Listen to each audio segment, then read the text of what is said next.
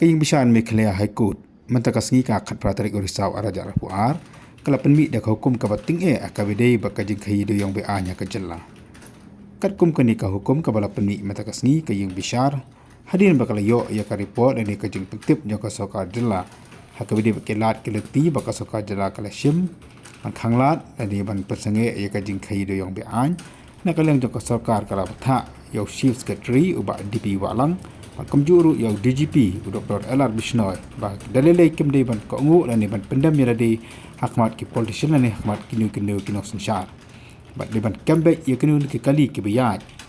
man khai do yang hakajalla omde ban aila ya kinu ke jat kali makin pendan kamna ne bikin ya lengkat ba do yang oba khai be an ya kan dikajing simbisha labu ban tian bisyar biang khalai tarik tunai wi kasnam arajar arwah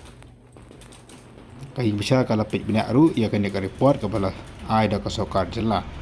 ia kabala perkre da ka Meghalaya Mineral Development Corporation komjur ki pat kitrat ki bedi pej bar kajing ti marpo khandau kumtan da kalyang jok kaying besar kala penmi ia kan hukum da ka ba kan le ting ia kini ba penken ia kan dikajing khayido yang be an ba ia kan ne la penken ha chief secretary ke jella ba komjur DGP Lakban kedau hang ni bakani kedik hukum ke bakham tengye ke bala penmi dak yang besar. Habat kedik asin ke banengkong ru bakala batha ya ki officer jaka sokar jela. Bakam di mas ngap ni pendam hakmat jokin sensyal ni hakki politician.